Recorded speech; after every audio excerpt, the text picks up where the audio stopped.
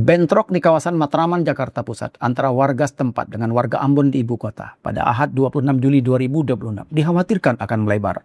Matraman selama ini dikenal sebagai kawasan di Jakarta yang sering bentrok dengan warga Berlan di sebelahnya.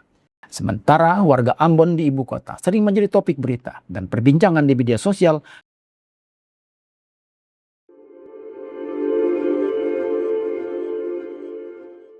Assalamualaikum warahmatullahi wabarakatuh. Sobat The Press, kembali bersama saya Suwandi Hasan dalam ngobrol politik Indonesia The Press ID, agar saya, Anda dan kita semua paham tentang politik. Sobat The Press, bentrok di kawasan Matraman, Jakarta Pusat antara warga setempat dengan warga Ambon di ibu kota pada Ahad 26 Juli 2026 dikhawatirkan akan melebar yang bisa menyulut kerusuhan yang lebih luas. Kekhawatiran ini karena rusuh di ibu kota pernah terjadi pada bulan Agustus 2025 lalu. Agustus yang semestinya menjadi bulan sakral karena ada momen ulang tahun negeri ini justru berubah menjadi bulan kerusuhan yang diciptakan oleh pihak-pihak yang mengambil keuntungan. Lantas siapa yang mengambil keuntungan dari kerusuhan itu?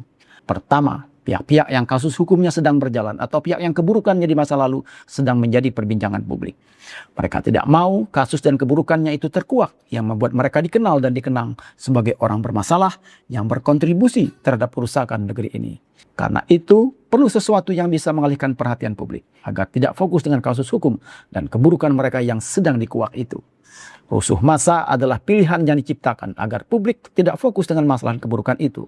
Yang masuk dalam kelompok ini adalah koruptor kakap, konglomerat hitam, aparat bobrok, politisi busuk, dan lain-lain. Yang kedua adalah pihak asing yang tidak menginginkan Indonesia menjadi negara besar dan kuat. Karena itu perlu diganggu konsentrasi pemerintahan dan warganya agar kekayaan alam, pasar, dan ekonominya dapat terus dikuasai dengan menciptakan ketergantungan dan menghambat Indonesia menjadi bangsa mandiri. Sebab untuk menjadi negara besar dan kuat, Indonesia memiliki semua modalnya. Penduduk yang besar, alam yang kaya, letak negara yang strategis. Indonesia dalam pandangan para negara kolonialis harus tetap menjadi negara terjajah yang lemah dan lupa dengan kekuatan sendiri. Masyarakatnya harus dibuat bertikai, diadu satu sama lain agar mereka lengah dan lupa dengan kekayaan negerinya. Indonesia harus tetap menjadi jajahan yang dikuasai melalui skema investasi dan intervensi sistem politik dan ekonomi. Menciptakan kerusuhan adalah bagian dari divide et impera atau politik pecah belah dan kuasai, strategi yang telah terbukti mensukseskan Belanda menjajah Indonesia selama 3 abad lebih. Sobat The Press, kekhawatiran bentrok Matraman akan jadi pemantik kerusuhan masif ibu kota. Karena kerusuhan masih pernah terjadi di momen Agustus tahun 2025 lalu. Massa yang semula hanya berdemo memprotes kenaikan tunjangan anggota DPR meluas menjadi penjarahan dan bentrok dengan aparat keamanan di beberapa titik ibu kota. Kemarahan massa jadi membesar setelah seorang driver ojek online, Afan Kurniawan, terlindas kendaraan taktis Brimob di depan gedung DPR pada Kamis 28 Agustus 2025.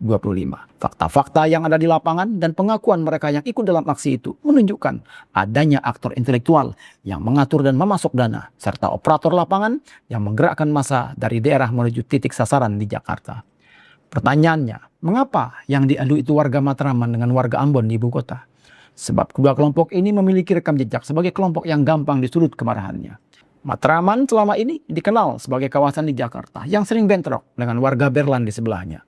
Saking seringnya bentrokan warga Matraman dan Berlan selama ini telah menjadi rutinitas yang dianggap warga sekitar seperti olahraga. Bentrok kerap dipicu oleh masalah sepele seperti senggolan di jalan atau rebutan lahan parkir. Dari beberapa catatan, bentrokan kedua kampung bertetangga ini disebabkan oleh seteru lama antara warga Matraman atau Palmeriam dan Berlan atau Birland yang berakar dari perebutan wilayah pada era kolonial dulu. Sementara warga Ambon di ibu kota sering menjadi topik berita dan perbincangan di media sosial karena kerap terlibat konflik sebagai konsekuensi dari profesi yang ditekuni mayoritas warganya.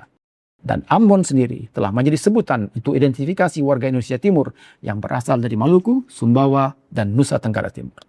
Profesi yang paling menonjol dari warga Ambon ini adalah jasa pengamanan dan debt collector atau penagih hutang. Video atau potongan tayangan ketika mereka menjalankan profesinya banyak beredar di media sosial yang membentuk citra mereka sebagai kelompok yang sering terlibat konflik. Apalagi Ambon atau Maluku pernah tercatat sebagai wilayah konflik berdarah yang berlatar belakang SARA pada tahun 1999 lalu. Padahal masyarakat Ambon dan Maluku memiliki ajaran Pelagandong atau hubungan saudara-saudara yang menjadi perekat semua kelompok suku dan agama di wilayah itu. Karena itu, konflik yang menelan ribuan jiwa itu diyakini ada aktor intelektual yang meremot dan menggerakkan konflik itu untuk tujuan politik tertentu. Dari latar belakang dan rekam jejak kedua kelompok masyarakat ini juga dijadikan dasar dan alasan untuk memilih tempat dan pihak potensial untuk menyurut api konflik. Pilihan waktu di ujung bulan Juli agar terjadi eskalasi sepanjang Agustus dengan puncaknya pada akhir Agustus atau awal September. Korban yang jatuh akan menjadi bahan bakar agar konflik ini membesar karena pihak korban akan menuntut balas. Sobat The Press, sejarah mencatat konflik dan kerusuhan sosial skala besar di negeri ini tidak berdiri sendiri, tetapi ada pemain dan aktor yang memainkannya untuk kepentingan pihak tertentu. Sayangnya, masyarakat di level bawah selalu menjadi korban dan tumbal untuk membayar ongkos permainan ini. Maka, semua terpulang kepada kita semua. Apakah kita mau diadu domba dan menjadi mainan aktor dan pemodal permainan itu? Atau kita menahan diri dari setiap provokasi dan hasutan untuk turun ke jalan mengumbar kemarahan? Sebab hari ini banyak sekali kondisi dan narasi yang dapat dijadikan alasan kita untuk marah. Harga yang mencekik, pajak yang membuat dada sesak, lapangan kerja yang sempit, BBM yang melambung, korupsi yang melilit, dan lain-lain. Semoga kita bisa saling menjaga diri, menjaga saudara, dan menjaga kampung dan tanah air kita, warisan yang ditinggalkan oleh para pendahulu kita. Semoga bermanfaat. Wassalamualaikum warahmatullahi wabarakatuh.